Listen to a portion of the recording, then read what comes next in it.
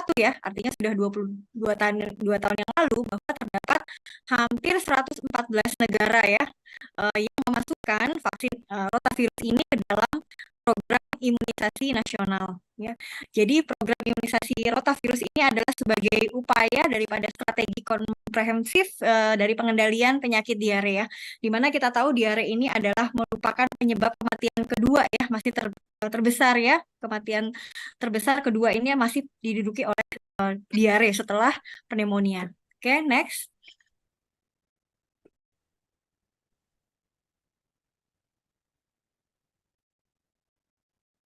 Silakan.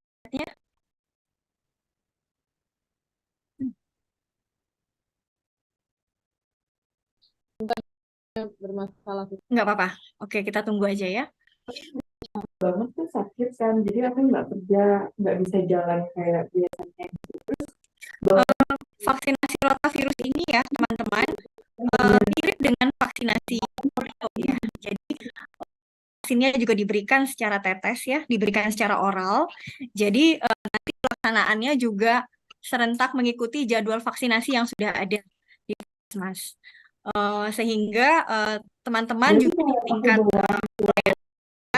bisa memberikan vaksinasi ini bersama dengan vaksinasi DPT dan vaksinasi yang lain ya. Jadi tidak mengganggu jadwal yang sudah ada. Oke, kita lanjutkan ya.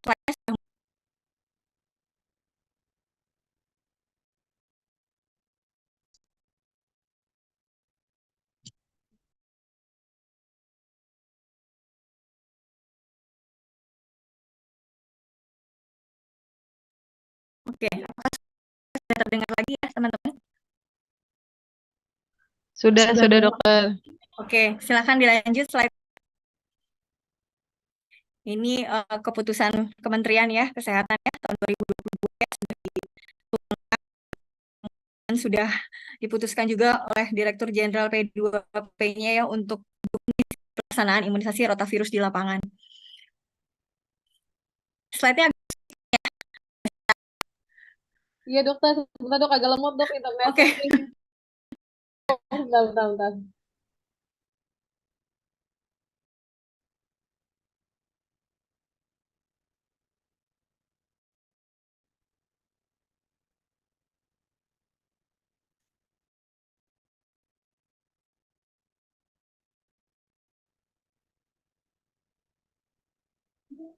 Dokter Ida, silakan dok. Oke, kita next slide ya. Ini tadi sudah saya sampaikan mengenai dasar pelaksanaan ya, sudah tertuang dalam keputusan Menteri. Oke, lanjut. Next slide.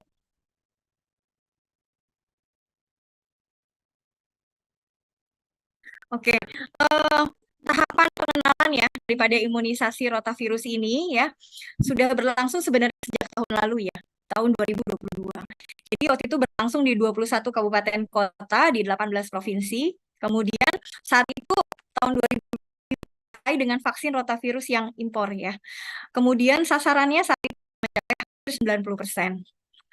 Nah, jadwal pelaksanaannya seperti kita ketahui bahwa ini akan berlangsung pada mulai 15 Agustus di 2023 ini, dengan teman-teman harus memperhatikan bahwa yang mulai mendapat vaksinasi ini adalah pasien yang sudah saat ini berusia 2 bulan nanti pada saat 15 Agustus. Jadi dihitung hari lahirnya itu mulai dari 16 Mei ya, 2023 ya. Jadi setelah lahir 16 Mei, berikutnya akan berhak mendapatkan imunisasi rotavirus tersebut ya. Kemudian dosis kedua kita dapat berikan di usia 3 bulan. Selanjutnya dosis ketiga diberikan saat usia 4 bulan. Oke, next.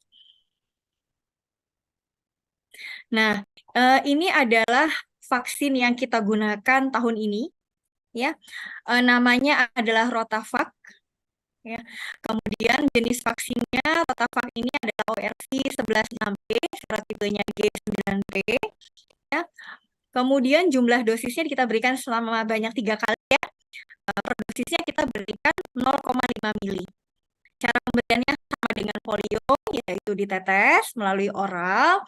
Jadwal pemberiannya adalah usia 2 bulan ya, 3 bulan dan 4 bulan ya.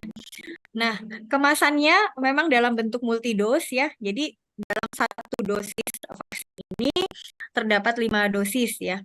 Sediaannya liquid dan frozen. Untuk penyimpanan ya teman-teman yang kita di tingkat provinsi kabupaten kota itu disarankan di minus 20 derajat Celcius, kemudian untuk di tingkat puskesmas di 2 sampai 8 derajat Celcius selama 6 bulan. Oke, next slide. Nah, untuk sasaran pemberian imunisasi ya, itu kita mulai sejak usia 2 bulan. Nah, intervalnya teman-teman harus perhatikan ya, kita lihat intervalnya itu 4 minggu ya, antara dosis ya. Dan kemudian dosis terakhir itu tidak boleh diberikan tidak lebih dari usia 6 bulan. Nah, keseluruhan vaksin ini telah menjadi program nasional sehingga pengadaan semuanya dibebankan kepada APBN dan APBD ya. Demikian. Oke, kita lanjut. Nah, ini teman-teman bisa lihat ya jadwal imunisasi rutin yang sudah kita anut ya, kita laksanakan. Yang di sebelah kiri adalah tabel imunisasi dari usia 0 bulan sampai dengan 18 bulan. Bisa lihat bahwa imunisasi rotavirus 1 ya, atau yang di sini dikatakan RV1, RV2 dan RV3 bersamaan dengan pemberian dari vaksinasi DPT combo ya, kemudian dengan polio oral dan VCV1 ya. Teman-teman bisa lihat di usia 2, 3 dan 4 bulan demikian juga serentak diberikan pemberian imunisasi dari rotavirus tersebut ya. Oke. Kemudian kita lanjut next slide. Nah, jadi untuk pemerintah memberikan target ya kepada kita untuk pencapaian cakupan imunisasi VCV dan juga rotavirus, karena 2 imunisasi ini adalah imunisasi yang istilahnya newcomers ya, sudah mulai masuk ke jadwal vaksinasi nasional untuk pemerintah ya. Nah, jadi kalau kita lihat target dari vaksinasi dari tahun-tahun ya, 2022 tahun lalu, kemudian 2023, 2024 ini diharapkan vaksinasi VCV dan rotavirus ini bisa memenuhi cakupan tersebut dari target yang sudah kita harapkan. Nah, pasien-pasien yang diberikan untuk imunisasi VCV dan RV ini adalah tentunya bayi ya yang berusia 0 sampai 11 bulan ya. Oke, lanjut. Nah, kemudian untuk bagaimana ya pelaksanaan vaksin rotavirus tersebut? Jadi untuk jenis vaksinnya kita sudah paham, kemudian serotipnya demikian, kemasannya adalah 5 dosis sosial ya. Teman-teman harus melihat juga bahwa vaksin rotavirus ini adalah sama dengan vaksin polio ya. Jadi kategorinya dia adalah virus hidup yang dilemahkan. Ya, jadi dia bukan virus mati ya, dia virus hidup yang dilemahkan. Ya, jadi diharapkan dengan tersebut akan memberikan kekebalan secara aktif ya terhadap preventif terhadap penyakit diare yang memang kebanyakan kasus diare terutama pada usia balita, apalagi di bawah usia 2 tahun, 3 tahun itu sebagian besar banyak disebabkan oleh rotavirus. Oke, lanjut. Nah, kalau distribusi vaksin dan logistik saya rasa sama ya seperti distribusi vaksin-vaksin sebelumnya ya, untuk dinas kabupaten kota maupun puskesmas ya. Kemudian bagaimana vaksin tersebut dibawa dengan coolpack sampai ke tingkat pelayanan dasar ya. Jangan lupa menggunakan vaksin karier tentunya yang sudah terjamin kebersihannya, minimal dilengkapi dengan 2 sampai 4 buah coolpack ya. Oke, kita lanjut.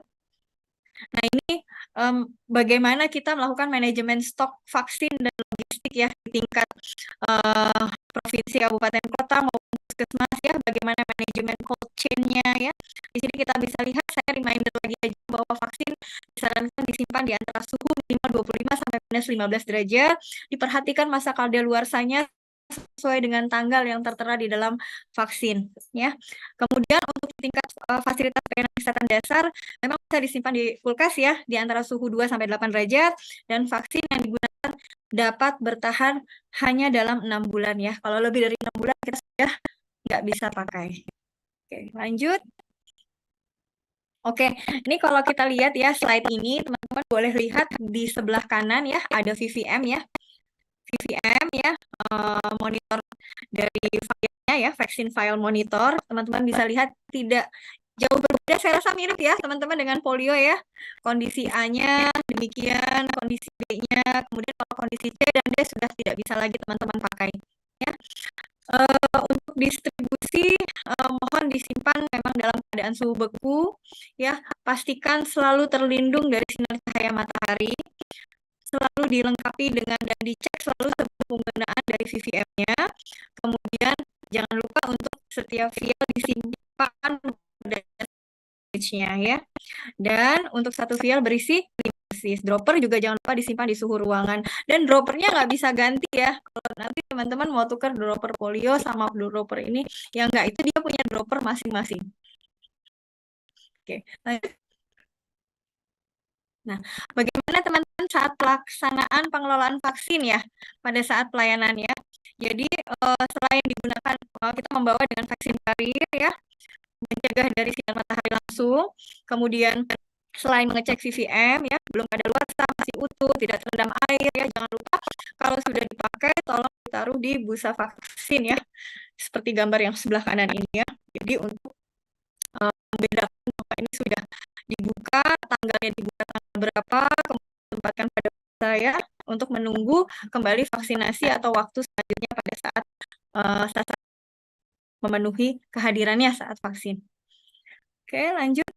Nah, ini kalau pengelolaan vaksin ya setelah pelayanan gimana dok gitu ya, untuk menghitung kembali dan mencatat ya. Nah, pengelolaan vaksin setelah pelayanan ini dibagi dua ya, ada yang di luar gedung dan di dalam gedung. Nah, ini slide ini adalah pengelolaan vaksin kalau diberikan pelayanan di luar gedung ya atau di ruang terbuka ya, outdoor misalnya. Jadi kita bisa menghitung jumlah vial vaksin yang sudah digunakan, kemudian ditambah dengan jumlah vaksin yang utuh. Nah, demikianlah adalah total jumlah vaksin yang dibawa ke pos pelayanan ya. Jangan lupa untuk mencatat jumlah vaksin rotavirus yang teman-teman sudah gunakan. Ya, kemudian untuk vaksin yang belum sama sekali digunakan, masih rapat dan tertutup segel, dikembalikan lagi ke puskesmas untuk disimpan kembali, tapi tidak lupa untuk diprioritaskan pada penggunaan selanjutnya yang terdekat.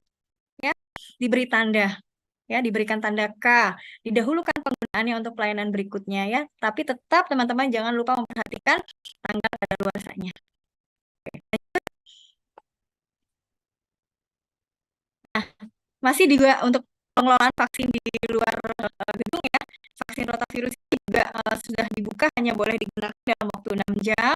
Kemudian kita lihat bahwa vaksin kariernya juga harus disimpan di kondisi yang baik, dibersihkan kembali, disimpan di ruang penyimpanan, kemudian kulkasnya juga kembali dimasukkan ke dalam vaksin refrigerator atau kulkas vaksin ya, untuk digunakan berikutnya. Jangan lupa untuk aplikator dan vaksin dan lain-lainnya, sampah medisnya untuk disimpan dan dibuang di wadah kuning ya, biasanya limbah medis warna kuning. Seperti yang sudah rutin kita lakukan. Lanjut. Nah, untuk pengelolaan vaksin yang di dalam gedung, memang kita masih bisa digunakan katanya sampai 28 hari ya, dengan memperhatikan suhu penyimpanan tentunya. Tapi kita harus cek lagi ya, apakah droppernya sudah rapat tertutup kembali sebelum kita gunakan, apakah VVM-nya masih oke atau enggak ya. Terus tanggal kadaluarsanya masih oke enggak gitu, masih bisa kita pakai enggak, dan dipastikan tidak terendam oleh air. Oke, jadwal pemberian vaksin rotavirus ini sudah saya ulang-ulang nih ya, 3 dosis. Dosis pertama 2 bulan, dosis keduanya 3 bulan, dan dosis ketiga atau dosis yang terakhirnya 4 bulan. Kita maksimal boleh berikan usia 6 bulan ya. Dosisnya diberikan 0,5 mili. 0,5 mili itu gimana ya dok? Ya udah, yang gampang aja deh teman-teman ya, 5 tetes. Ya. Kalau polio kan 2 tetes ya, benar ya? Teman-teman ya, polio 2 tetes ya. Oke. Kemudian lakukan juga screening kesehatan ya, pastikan pasien ini sehat, tidak demam, tidak diare ya. Jadi kondisi saluran pencernaannya baik ya, sehat dan tidak memiliki kontraindikasi. Kemudian jangan lupa untuk biasanya personal high care ya. Jadi rajin, jangan lupa cuci tangan, kemudian siapkan vaksinnya, pasiennya diposisikan dengan nyaman, dan jangan lupa teman-teman, karena ini merupakan vaksin baru, jangan lupa diberikan komunikasi, diberikan informasi, diberikan edukasi kepada orang tua pasien ya, karena biasanya orang tua kan belum tentu tahu semua ya tentang vaksin yang baru ini. Oke, lanjut. Ya, ini cara mempersiapkan vaksin rotavirus, teman-teman ya. Jadi pertama kita buka dulu segelnya ya, vialnya. Kemudian kita buka dulu tahapan aluminium dulu bagian luar, kita sobek pelan-pelan, kita buka tutup karet ya, persis seperti polio ya. Kemudian kita pasang droppernya ya. Kemudian sebelum digunakan kita buka ujung droppernya. Hati-hati ujung droppernya masuk ke mulut pasien ya. Kadang-kadang suka nggak kelihatan terus nyemplung ya. Saya pernah waktu itu dapat pengalaman, "Duh, gimana ya waktu itu hampir masuk. Untung bayinya digendong agak tinggi ya. Bayangkan kalau kita nggak teliti gitu ya, terus nggak sengaja tutup droppernya nggak kebuka gitu, atau nggak rapat. Jadi pada saat itu berbahaya sekali kalau misalnya kebetulan pertelannya atau posisinya harus kita pastikan bahwa memang sudah sesuai standar ya untuk memberikan. Nah, jadi diberikan secara 5 tetes. Si ujung droppernya itu teman-teman jangan lupa jangan sampai menyentuh mulut bayi ya, sehingga nanti terkontaminasi.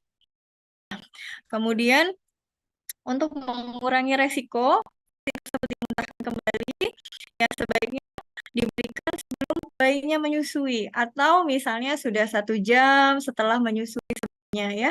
Jadi kita berikan jarak gitu. Jadi setelah kenyang biasanya bayi-bayi kecil, bayi-bayi muda ini kan sering gumah ya teman-teman ya. Jadi sama seperti kita memberikan polio, kita juga dalam pemberian rotavirus ini harus memperhatikan juga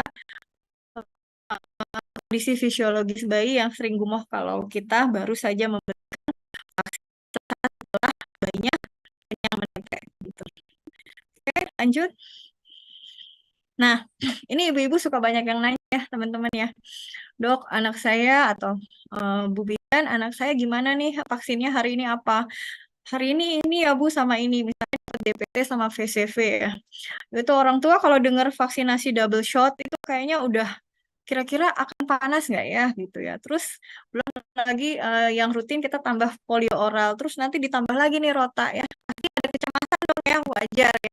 Wajar ya. Nah, ini kita punya keyakinan bahwa kita juga sebagai tenaga medis mampu untuk memberikan informasi yang baik ya mengenai pentingnya vaksin rotavirus. Kemudian nanti saya juga akan bicara mengenai efek-efek simpang dari beberapa vaksin sebelumnya ya, termasuk vaksin rotavirus sudah melalui fase trial sampai menjadi suatu keluaran vaksin yang dapat digunakan secara nasional dan diakui oleh WHO ya. Demikian. Oke, lanjut. Nah, kalau kita lihat ya, Dok, kapan pasien boleh vaksinasi rotavirus ya?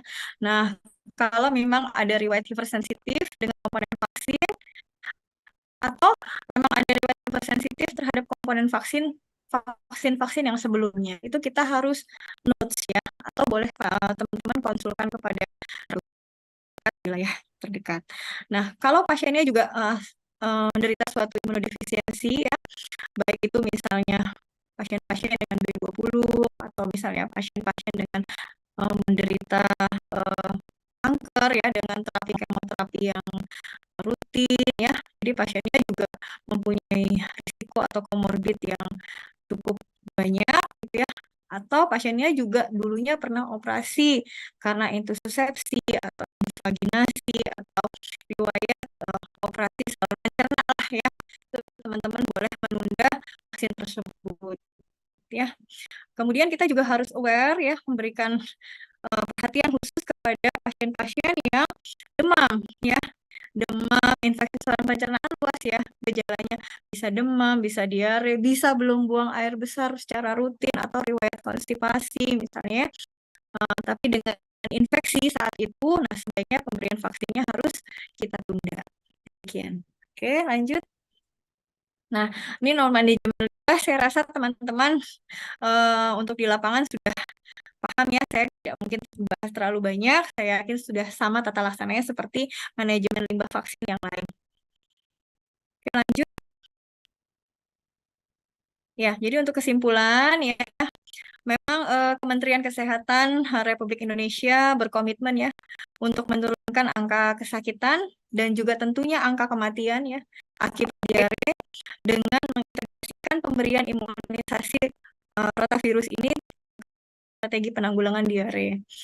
Nah, jadi vaksin yang terbaru ya yaitu PCV dan rotavirus itu menjadi indikator Renstra dari Kementerian Kesehatan dalam 3 tahun terakhir ini ya, dari 2022, 2023 sampai tahun depan. Diperlukan juga dukungan semua pihak untuk menyukseskan program baru ini. Kemudian pelaksanaan imunisasi ini juga dapat dilakukan bertahap ya, bertahap berjenjang dan posyandu, puskesmas pembantu ya, rumah sakit, pemerintah dan swasta, klinik, praktek mandiri, dan fasilitas pelayanan kesehatan lainnya ya. Oke, demikian ya untuk kesimpulan pada presentasi yang pertama. Silakan Mbak Sinta, kita masih punya slide yang lain. Mungkin tidak jauh berbeda ya kontennya, teman-teman. Ya, sebentar ya dok, di-share Silakan. dulu. Ya. Baik, kita sambil menunggu ya, teman-teman. Mungkin kalau ada pertanyaan silahkan di list dulu. Nanti kita bahas satu-satu ya.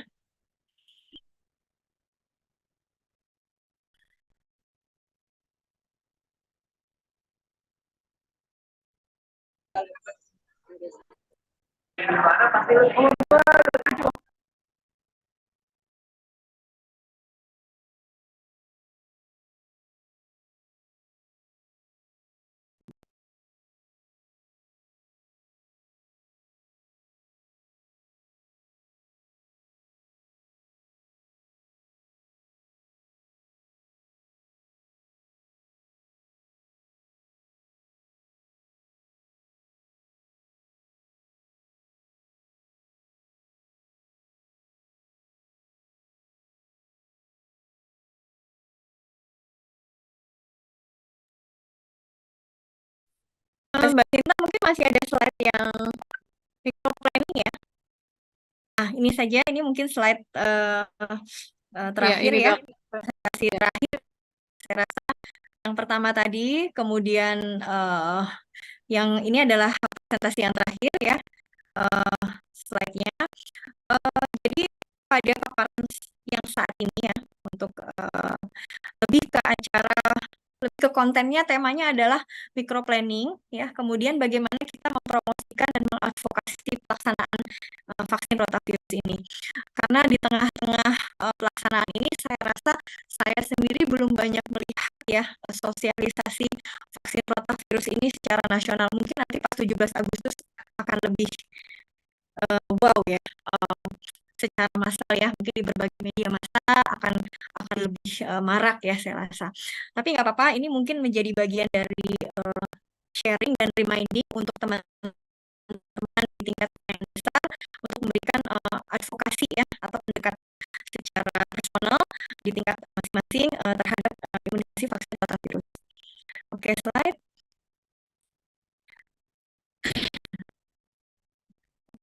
Tetap ya teman-teman, kita diulang-ulang terus untuk sasarannya, tempat dan waktu pelaksanaan, bagaimana promosi dan evaluasi persiapan, karena kita masih di tahap awal ya.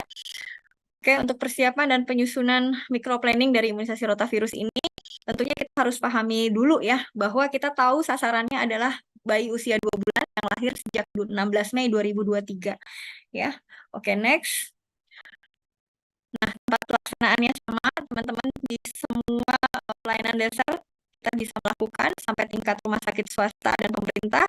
Kemudian jadwal vaksinasinya bersamaan dengan jadwal imunisasi rutin, ini harus kita pahami dulu ya sebelum kita melakukan promosi dan advokasi ya kepada pasien, memberikan komunikasi dan informasi, ini harus kita pahami dulu. Oke, lanjut. Kemudian evaluasi persiapan kita lakukan persiapan promosi kesehatan ya, sampai kita menyiapkan petugas-petugas kesehatan kita nih ya, peningkatan kapasitas kita untuk melakukan pelayanan vaksinasi tersebut. Oke, lanjut. Nah, bagaimana dengan komponen microplanning dari imunisasi ini? Jadi yang pertama kita tahu data kita ya. Jadi pasien yang akan kita lakukan vaksinasi itu ada berapa? Kemudian dari situ kita tahu jumlahnya, maka kita bisa melakukan perhitungan kebutuhan vaksin dan logistik. Kemudian kita bisa menginventarisasi peralatan cold chain kita. ya, jumlahnya berapa, kondisinya bagaimana, ya, penyimpanannya seperti apa, udah siap belum, cukup nggak, distribusi bagaimana. Oke, lanjut. Ini teman-teman mungkin saya reminding aja ya, pasti teman-teman juga sudah pernah mendengar tentang ini, bagaimana cara menghitung surviving infant ya untuk melakukan perhitungan sasaran daripada imunisasi rotavirus ya. Jadi surviving infant itu diperoleh dari perhitungan jumlah lahir hidup dikurangi angka kelahiran bayi dikalikan dengan jumlah lahir hidup. Jadi inilah nilai dari jumlah surviving infant. Oke, lanjut. Oke, sasarannya sudah kita tentukan ya, bahwa lahir sejak 16 Mei 2023 dan pada saat pelaksanaan 15 Agustus tersebut minimal usia pasiennya di 2 bulan. Oke, lanjut. Nah, ini untuk perhitungan kebutuhan vaksin dan logistik ya. Jadi, berapa vial nih yang kita minta untuk vaksin rotavirus tersebut. Jadi, kita hitung dulu yang pertama, jumlah sasaran kita berapa. Kemudian, jangan lupa mengalikan dengan 3 dosis, karena ini diberikan 3 kali. Kemudian, targetnya berapa per tahun ya, karena targetnya akan mengikuti jumlah keseluruhan vial. Dan jangan lupa setelah perkalian tersebut dibagi dengan indeks pemakaian. Nah, untuk kemasan vaksin rotavirus ini karena multidos kita memakai indeks pemakaian 3,85. Jadi semua indeks pemakaiannya adalah sama, 3,85. Oke, lanjut. Nah, ini untuk perhitungan kebutuhan vaksin dan logistik di tahun 2023 yang bisa kita tentukan ya. Kemudian untuk perhitungan tahun depan sudah mulai dihitung juga untuk tahun 2024 ya. Jadi kalau kita misalnya sekarang mulai bulan Agustus kita masih punya sisa kurang lebih 5 bulan ya untuk sampai akhir tahun ya. Jadi kita bisa hitung 5 dibagi 12 demikian jumlah sasarannya untuk vaksin rotavirus. Kemudian untuk tahun 2024 karena kita mulai ada permintaan untuk tahun depan, kita hitung 12 bulan ya. Jangan lupa surviving infant-nya dari untuk 12 bulan ke depan. Nah, kemudian jumlah kebutuhan vialnya jangan lupa perhitungannya sama dengan pada tahun 2023 namun dikurangi dari sisa stok nanti berapa. Oke, lanjut. Saya rasa ini teman-teman di farmasi untuk pengajuan vaksin lebih paham ya daripada saya ya. Oke.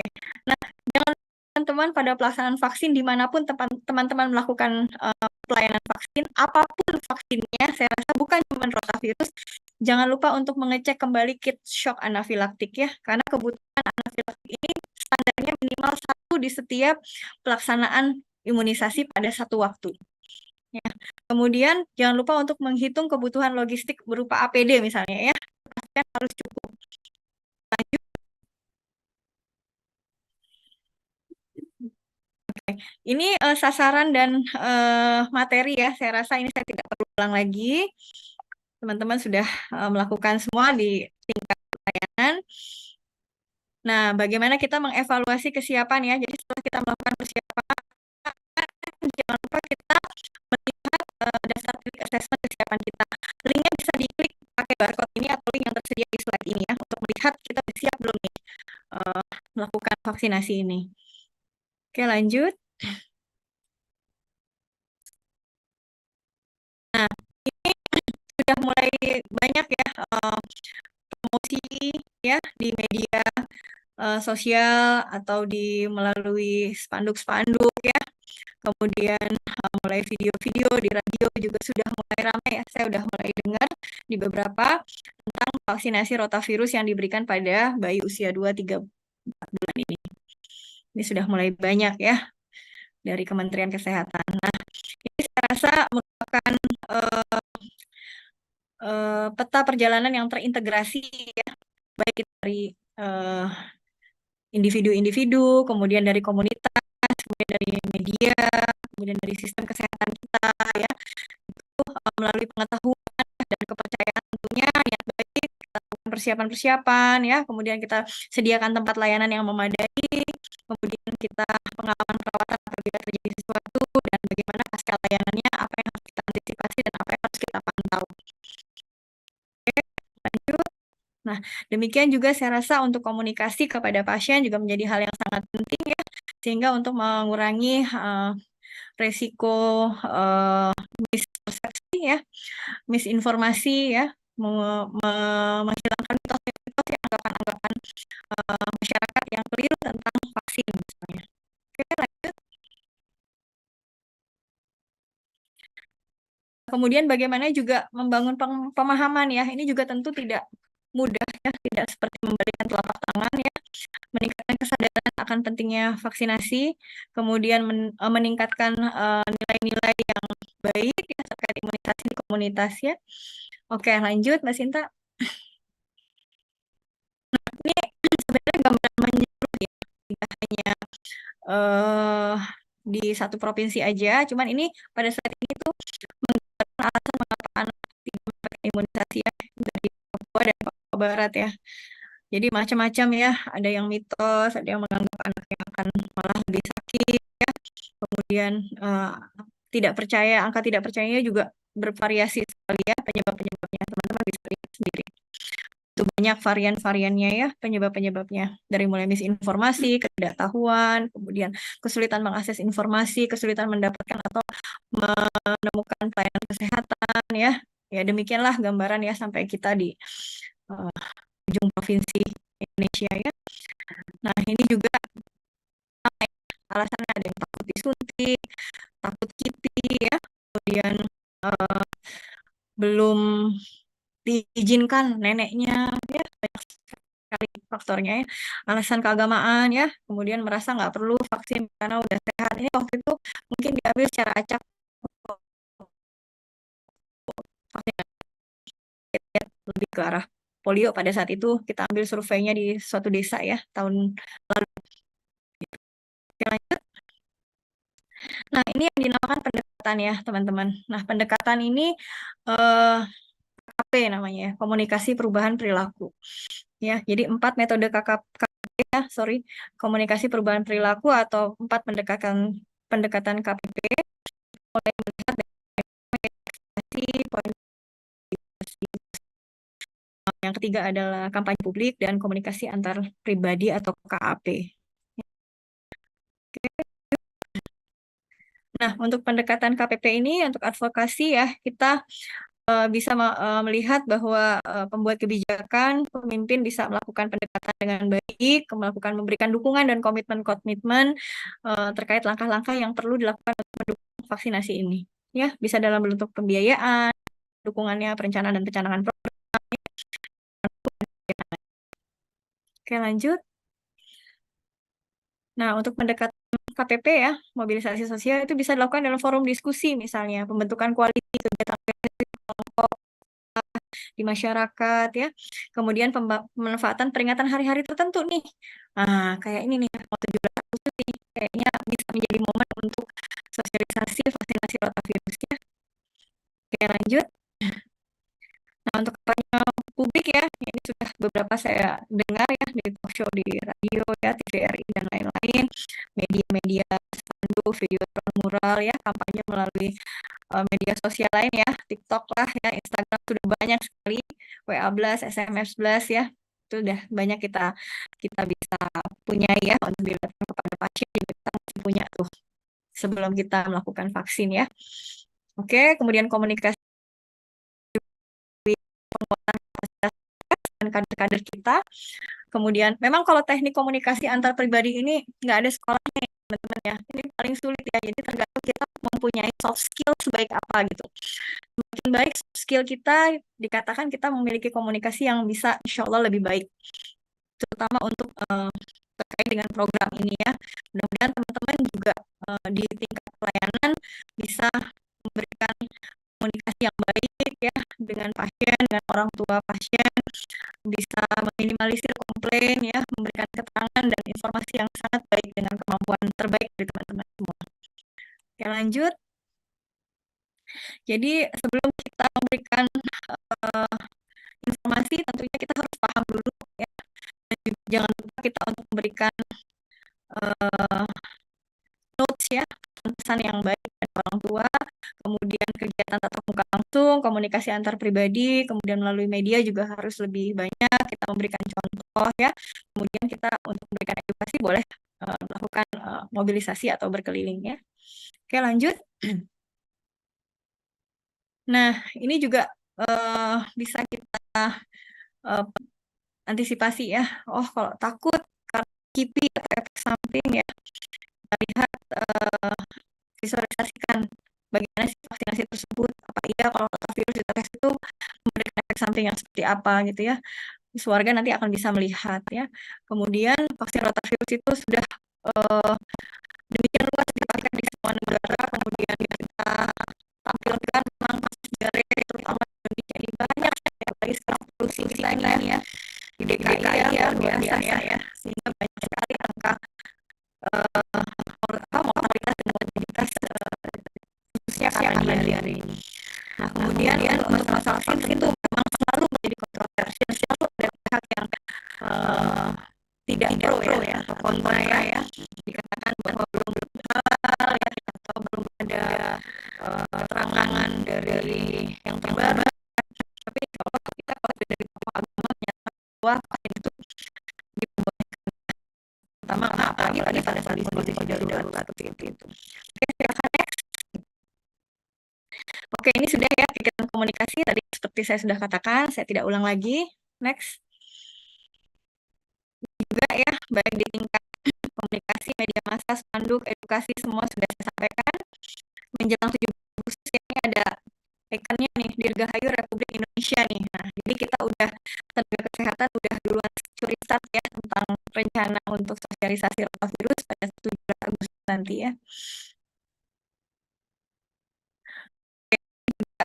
Masyarakat juga masih mempercayai ya untuk vaksin ya, misalnya di atau diperdengarkan ya, diingatkan oleh tempat-tempat ibadah misalnya ya, kemudian di berbagai macam cara lah untuk melakukan advokasi dan pendekatan terhadap masyarakat ya.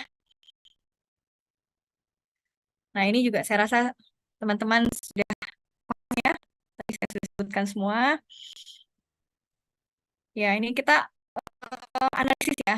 Coba kita melalui media dan saluran komunikasi, ternyata sumber informasi tentang layanan kesehatan, vaksinasi, dan terkait di bidang tersebut ya, tentu kita melihat bahwa dari petugas kesehatan banyak sekali informasi yang bisa kita dapatkan. Ini dari UNICEF itu 50% ya kesempatannya. Kemudian dari kerabat 11% ya. Memang yang lainnya tidak diidentifikasi nih, 22% ini lewat apa aja gitu ya. Mungkin media sosial, ya. Mungkin banyak yang influencer ya. Okay, next. Nah, untuk media komunikasi juga ternyata media sosial ya luar biasa 57%, karena demikian mudahnya akses informasi ya, internet ya, sampai ke pelosok sehingga lebih mudah untuk mendapatkan informasi. Oke, lanjut. Nah, komunikasi WhatsApp katanya satu nih ya untuk WA Blast mungkin ya maksudnya. Kemudian untuk SMS, oke masih ada ya. Ini hanya survei aja. Oke, lanjut. Kita bisa melakukan ya. Jadi unsur penting dalam komunikasi itu adalah kecepatan informasi dan kecepatan penyampaiannya. Kemudian empati dan keterbukaan. Jadi kalau misalnya ada yang kurang mengerti, boleh bertanya, diberikan ruang waktu untuk memberikan pertanyaan atau menyampaikan kekhawatiran misalnya. Oke, lanjut. Jadi 5 kegiatan prioritas KPP adalah memfasilitasi penyusunan ya, strategi komunikasi, kemudian peningkatan kapasitas melalui pelatihan berjenjang ya, dari teman-teman semua sebagai pelaksana vaksin, kemudian kampanye pencegahan PD3I ya, melalui berbagai saluran komunikasi, kemudian pelibatan media dan elektronik, dan juga mobilisasi sosial untuk memperluas promosi. Oke, lanjut. Nah, ini ya contoh-contohnya ya. Jadi ada berbagai jingle dan kampanye ya, dari mulai vaksin lah, menyusui lah ya, kita banyak sekali lihat. Oke, lanjut. Nah, ini waktu orientasi ya, jurnalis tentang stunting ya, itu waktu stunting di sounding untuk menjadi program pemerintah ya yang harus kita atasi bersama, itu terdapat orientasi jurnalis. Waktu itu diundang 40 media ya, teman-teman dari koran, di radio, TV ya, ada pembicara-pembicara yang memang berkompetensi ya. Kemudian kita juga lihat bahwa untuk imunisasi sebelumnya ya juga banyak gitu, nggak cuma tentang stunting. Oke, next. Nah, ini waktu polio ya, saya rasa yang waktu itu pada saat polio mau melakukan kampanye polio kembali ya. Itu banyak sekali pesan-pesan yang diberikan ya melalui iklan-iklan ya untuk advokasi dan pendekatan kepada masyarakat ya. Lanjut, ini contoh-contoh aja yang sudah pernah kita eh, berikan ya kepada masyarakat untuk pembuatan iklan, kemudian promosi vaksin dan lain-lain. Oke, yang vaksin sekarang rotavirus ini next. Ya, jadi seperti saya kemukakan ya dari awal bahwa sasaran pelaksanaan imunisasi rotavirus yaitu bayi usia 2 bulan, 3 bulan, dan 4 bulan. Kemudian imunisasi rotavirus secara nasional mulai dilaksanakan pada 15 Agustus 2023 ini. Dosis pertama diberikan bulan ya, yang lahir mulai 16 Mei 2023. Pelaksanaan imunisasi dilakukan dulu puskesmas ya, puskesmas pembantu atau pustur, rumah sakit pemerintah, rumah sakit swasta, praktek mandiri dan juga fasilitas kesehatan lainnya. Oke, demikian teman-teman semua sharing dari saya mengenai imunisasi virus yang akan kita laksanakan. Semoga bermanfaat untuk kita semua. Silahkan bagi teman-teman yang akan mengajukan pertanyaan, boleh pada moderator atau di kolom chat ya. Terima kasih semuanya. Oke, terima kasih Dokter Rida. Luar biasa nih teman-teman, kita mulai dapat informasi tentang kebijakan introduksi vaksinasi baru nih. Dokter Rida juga menyampaikan tentang bagaimana sih upaya kita untuk memberikan edukasi, promosi ya terkait tentang vaksinasi baru ini yang memang masih sulit ya kita untuk mendapatkan kepercayaan di masyarakat secara penuh terkait pemberian imunisasi untuk anak-anak. Mungkin teman-teman yang sudah menyiapkan pertanyaan boleh raise hand. Nah, ini udah ada nih dok nih ya. Kalau masih ada yang malu-malu buat raise hand hanya langsung sama Dok Rida boleh di kolom chat ya. Dok, kita langsung aja nih sudah ada Kholilah ya dok. Ada Kholilah Alka, silakan Kholilah. Kak Sinta, maaf mau tanya. Iya, silakan. Ini kan tadi penjelasan mengenai virus kan pemberiannya kan memang tetes dengan 5 tetes ya dosisnya. Nah, terus ada yang dari PT, PCV, polio sama rotavirus kan untuk pemberiannya ya. Halo, Nah, Lila. halo, Lila, suaranya hilang, Lila. Boleh diulangi, Lila? halo Kak. Ya, Lila. Ya, jadi kan kalau yang rotavirus ini kan dia sebelum rotavirus kan polio. Nah, itu diberikan segera setelah polio atau ada jeda 1 menit? Oke, siap. Ya, terima Langsung aja ya. Oke, sama-sama Lila. Langsung aja dokter, kalau untuk rotavirus ini, karena tetes juga barengan dengan polio, apakah harus ada jeda atau harus segera, dok? Oke, terima kasih pertanyaannya. Jadi untuk imunisasi rotavirus yang itu boleh teman wajar aja kita jaraki ya dengan imunisasi yang lain. Misalnya kalau pasiennya datang, memang jadwal vaksinnya banyak ya. Nah, kalau sudah jaraknya cukup jauh dengan menetes, atau misalnya sudah 1 jam selesai, atau bahkan sudah 2 jam ya menghadapi jam menetek berikutnya, boleh kita dahulukan vaksin polio ya yang 2 tetes, kemudian kita tunggu sebentar lah ya 2-3 menit, 2-5 menit. Oke, kita lihat dulu juga apakah ada gumoh atau enggak, ada muntah apa enggak ya. Kita berikan vaksinasi selanjutnya, misalnya rotavirus ini ya sebanyak 5 tetes. Kemudian baru kita terakhir vaksin yang suntik ya teman-teman. Nah, tapi teman-teman jangan lupa setelah mengikuti rangkaian vaksinasi, pasiennya diobservasi dulu 30 menit. Ya. Baru diperkenankan untuk pulang untuk memantau kejadian ikutan pasca imunisasi yang awal ya. Kemudian kalau seandainya ada gumoh atau muntah, ya tidak jauh dari jarak vaksin tersebut kita berikan, misalnya, oh polionya keluar lagi nih, misalnya, atau rotavirusnya keluar lagi nih, boleh nggak diulang? Boleh, ya, karena kan muntahnya baru ya, jadi asumsinya memang diulang. Hanya dipastikan pasiennya memang betul-betul sehat. Ya, jadi kita harapkan juga bahwa selain kita melakukan anamnesa pada pasien, Bu ada demam nggak? Bu ada sakit nggak? Kita juga meng-cross check ya, apakah betul tidak ada demam. Jangan lupa ya, karena anamnesa tidak cukup. Apalagi kalau nyubi ya, ibu baru ya, baru bayinya 2 bulan, datangnya sendirian, kadang anak demam aja nggak ngeh. Jadi kita harus mengkonfirmasi kalau emang nggak sakit dari anamnesa, kita lihat bayi nangis, bugar, baik, sehat. Kita juga jangan lupa lakukan pengukuran vitamin sederhana deh, boleh ukur temperatur dulu. Ya, oke. Oke, terima kasih Mudah-mudahan dokter. Jawab ya, Khobila. Oke, kejawab dok. Jadi teman-teman boleh dikasih jeda ya untuk melihat apakah ada reaksi atau enggak dari pemberian rotavirus ini. Kemudian ada lagi teman-teman yang ingin bertanya, silakan boleh raise hand. Teman-teman yang dari BPM mungkin, karena nanti pasti vaksinasi ini setelah di puskesmas pasti akan diserahkan juga ya, atau pelaksanaannya juga akan di BPM. Mungkin dari teman-teman BPM silakan, ada yang ingin ditanyakan. Mumpung kita ada Dokter Ida nih, ya. Dok, izin Dokter Ida, kalau misalnya terkait rotavirus ini dok, KIPI seriusnya apa sih dok yang umumnya pernah terjadi untuk pemberian imunisasi rotavirus ini, supaya teman-teman juga nanti di lapangan itu bisa tahu ya kira-kira apakah ada KIPI serius untuk pemberian vaksinasi baru ini dok.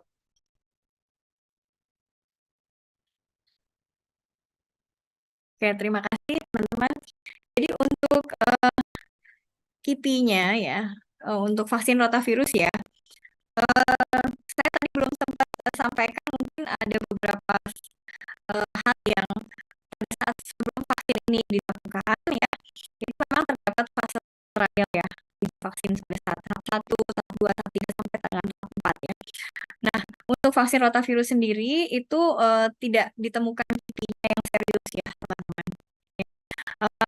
Ada ditemukan muntah ya, demam, tapi hal itu dikatakan oleh penelitian tersebut adalah coincidence. Jadi kejadian kebetulan. Jadi misalnya memang anaknya demam, tapi memang di rumahnya ternyata memang banyak yang sakit, gitu ya. Kemudian ternyata pas dipantau memang anaknya begitu ya. Jadi memang kalau imunisasi yang terkait rotavirus ini untuk KIPI-nya belum ada yang serius. Demikian. Nanti kan karena vaksinasi baru ini ya, tetap kita juga harus pantau ya, karena kan ini lebih luas ya pemakaiannya. Jadi teman-teman juga kembali kita melihat lagi, karena ini suatu vaksin yang baru ya, seperti halnya VCV, kita juga menyiapkan lembar KIPI-nya ya tentunya ya. Dan kalau terjadi apa-apa yang terkait dengan kecurigaan ke arah KIPI, biasanya pasiennya dikonsulkan ke kami, misalnya dokter anak di tingkat rumah sakit kecamatan. Kemudian kalau memang mengkhawatirkan, biasanya terawat gitu. Tapi memang kita meminta formulir KIPI-nya biasanya. Dan teman-teman nggak usah khawatir ya, karena dugaan KIPI itu belum tentu betul ya. Tapi untuk fase awal, untuk pada tahap pertama, kita lebih baik mengerjakan gitu, lebih baik mengisi, meskipun nanti akan diinvestigasi lebih lanjut apakah memang sebelum riwayat vaksin sudah ada paparan terhadap kondisi sakit atau penularan dari keluarga yang lain atau pihak lain. Demikian kita uji terus untuk lihat efek sampingnya, kenapa nih demamnya gitu. Ya. Oke, terima kasih dokter. Jadi untuk Sama-sama. teman-teman nanti yang akan di lapangan ya, jangan lupa untuk melengkapi KIPI-nya karena memang terkait vaksinasi baru ini ya. Jadi tadi dokter Ida sampaikan bahwa di awal pastikan lagi bahwa anak tidak demam karena terdapat beberapa KIPI demam dan muntah yang bisa dialami oleh anak, meskipun itu koinsiden ya. Tapi kan kita tidak tahu juga nih, karena vaksinasi baru orang tua nanti malah menyalahkan imunisasinya, akhirnya nanti turun lagi kepercayaan orang tua terhadap pemberian imunisasi untuk anak-anaknya. Kita lanjut dokter, ini ada yang bertanya di chat. Izin bertanya dokter, untuk pemberian rotavirus ini usia 2 bulan, 3 bulan, dan 4. Untuk saat pemberian kedua beda 3 bulan, bisa usia 6 bulan baru rotavirus. Yang kedua, bagaimana dok? Apakah tetap diberikan atau tidak? Jadi untuk yang usia 6 bulannya belum mau kedua nih dokter. Silakan dok. Oke, terima kasih. Jadi vaksin RV1-nya sudah gitu ya. Kemudian usia keduanya sudah saat ini usia 6 bulan. Iya, benar dok. Ya, kalau pelaksanaannya sih saya rasa cukup sampai RV kedua ya.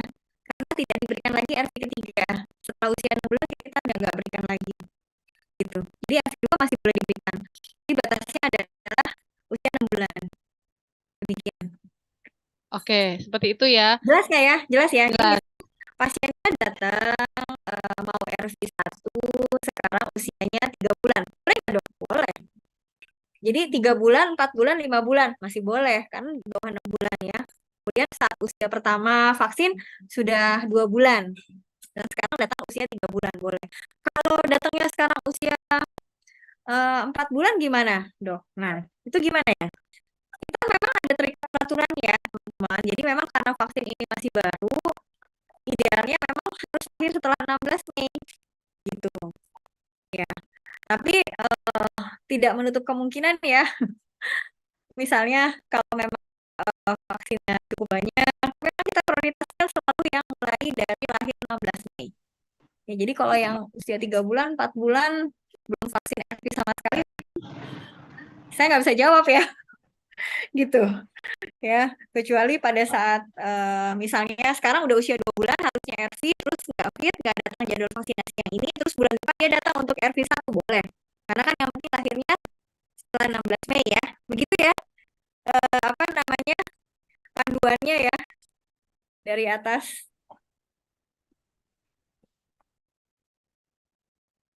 Terima kasih dokter.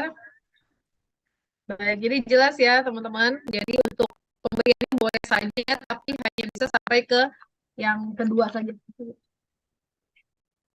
Karena memang untuk pemberian rotavirus ini maksimalnya adalah di usia 6 bulan. Jadi tetap bisa diberikan, tapi tidak lengkap sampai dengan rotavirus yang ketiga. Mungkin ada lagi teman-teman yang ingin bertanya?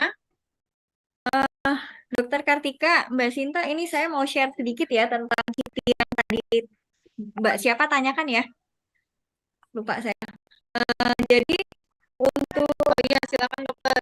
ya, jadi memang untuk penelitiannya dari WHO ya untuk vaksin rotavirus ini itu memang tidak ada perbedaan rate KIPI serius ya antara Rotavac ya Rotavac itu vaksin yang akan kita pakai ya di program tahun ini dengan placebo. Jadi tidak ada perbedaan KIPI yang serius. Tapi kalau saya share di sini jadi pada fase 1B 2A ya dari KIPI rotavirus vaksin ini atau Rotavac itu untuk bayi yang berusia 6 sampai 8 minggu ya. Jadi kurang lebih 1,5 bulan sampai 2 bulan itu memang terdapat gejala umum setelah vaksin Rotavac itu antara lain demam, muntah, dan diare ya.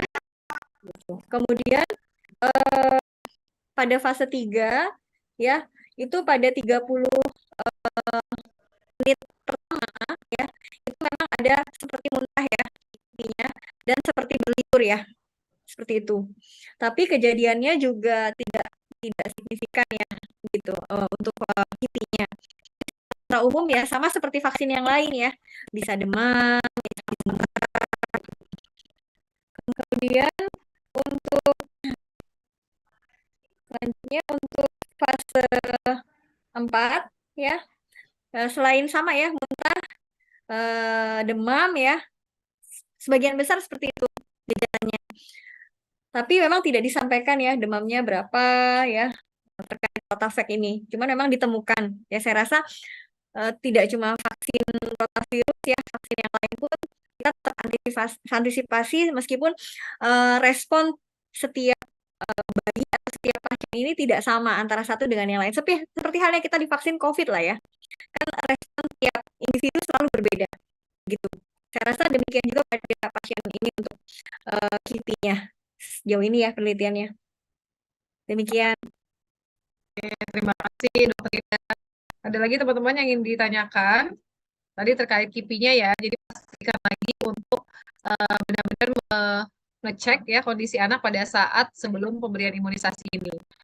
Dok, izin ada pertanyaan lagi dok dari Dokter Hertina Silaban. Ini apakah untuk anak usia di atas 1 tahun vaksin ini masih bermanfaat dok?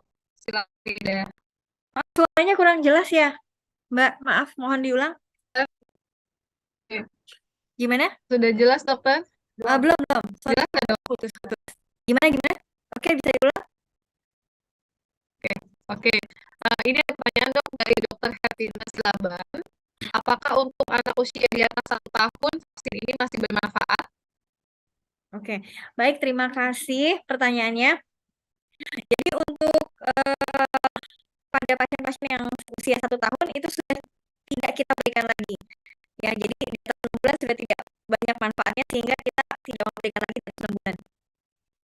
Apalagi di atas 1 tahun, ya kita berikan lagi. Maksimal usia 6 bulan. Oke, terima kasih dokter. Ya, makanya kenapa ini batasnya di 6 bulan ya dok. Jadi ketika 6 bulan hanya dapat vaksin MV2 berarti tidak dilanjutkan lagi ya setelah usia 6 bulan ya dok. Ya, jadi terakhir di usia 6 bulan. Di atas 6 bulan pun kita tidak berikan lagi, apalagi di atas 1 tahun. Oke, terima kasih dokter. Ada lagi teman-teman yang ingin bertanya, silakan. Pijit, Sinta. Iya, boleh Bu Nali, silakan Bu. Dok, Sarita mau nanya, dok. Ya, silakan Bu. Ini untuk RP pertama kan di usia 2 bulan ya, dok. Seandainya nih ada pasien, dia imunisasi DPT di rumah sakit, tapi belum diberikan rotavirus pertama berbarengan gitu. Terus dia 2 hari kemudian datang ke puskesmas, apakah boleh langsung diberikan atau gimana, dok? Atau dijarakin? Baik, terima kasih. Jadi memang ada pasien yang demikian ya, banyak saya rasa yang demikian ya. Jadi sudah vaksin dulu di fasilitas kesehatan A gitu ya, kemudian belum mendapatkan semua, kemudian diberikan di puskesmas ya. Kalau memang pasiennya cukup stabil, baik ya, belum melakukan vaksinasi dan kondisinya setelah vaksinasi yang sebelumnya itu oke, boleh diberikan ya teman-teman. Boleh diberikan, tapi dilihat dulu kondisi pasiennya gitu. Apakah baik, kemudian di rumah ada yang sakit tidak gitu ya. Kemudian setelah vaksin yang sebelumnya itu bagaimana, dan pastikan memang vaksinasinya belum diberikan. Jadi pasien harus membawa registrasi vaksinnya. Jadi sudah diberikan vaksin apa saja sebelumnya gitu. Jadi tidak hanya lisan aja ya, tapi ada keterangan atau membawa buku identitas atau buku perjalanan vaksinnya. Demikian. Karena kan beda rumah sakit, beda fasilitas, kadang-kadang bukunya banyak tuh. Jadi harus kita pastiin ya memang belum gitu. Kalau emang belum boleh dengan catatan pasiennya stabil dan kondisinya baik. Oke. Terima kasih, dok. Ada lagi Bu Nali? Jelas ya Bu? Cara itu aja dulu. Oke, berarti meskipun untuk rotavirus ini berbeda dengan PCV ya berarti teman-teman ya, jika di rumah sakit belum mendapatkan, bisa untuk mendapatkannya di puskesmas gitu. Dok, tadi masih lanjutin dok untuk yang dokter Hertina terkait tadi yang 1 tahun sudah tidak bisa vaksin lagi dok, sudah tidak bermanfaat. Jadi kalau usianya 5 bulan hanya 1 kali aja ya dok. Ini memastikan lagi dok, beliau dok. Dokter ini masih kemit dok. Oke. Jadi kita kembalikan lagi kepada standar pelaksanaan dasar ya. Kalau nanti datangnya sudah minimal dimulai pada pasien yang lahirnya 16 Mei begitu ya, nggak bisa backdate ya. Benar ya? Itu dulu kita harus di situ dulu nih katanya teman-teman. Jadi yang lahir April atau yang lahir sebelumnya, saya rasa masih belum bisa diberikan ya, nggak dapat nih, begitu ya. Kecuali sekarang usia 2 bulan atau nanti datangnya 3 bulan lagi, pas datang 3 bulan lagi itu berarti kurang lebih bulan apa tuh? November ya. Nah, kalau pasien datang ke kita bulan November, usia 1 saat itu 5 bulan, lahirnya sesudah 16 Mei, boleh dikasih. Gitu. Cukup jelas Oke, ya? dokter. Agak bingung nggak sih? Bingung? Gimana Sebenarnya kita dokter berharapnya Herlina? semua bisa kita cover ya pemberian vaksinnya. Ya, tidak cuma yang lahir setelah 16 Mei gitu ya. Misalnya lahirnya 15 Mei, gimana nih 1 hari aja nih, masa iya sih? Gitu ya. Nah, itu memang saya eh, eh, agak sulit jawabnya ya, teman-teman. Gitu. Karena biasanya gimana dengan pelaksanaan PSBB kemarin nih, tahun lalu? Apakah seperti itu juga kira-kira ya? Akan ulang kembali mungkin teman di lapangan di banyak kasusnya ya, gitu. Gimana nih saat Iya. pelaksanaan PSBB kemarin ya, tempo hari kan mulai tanggal berapa begitu ya? Iya, Dok.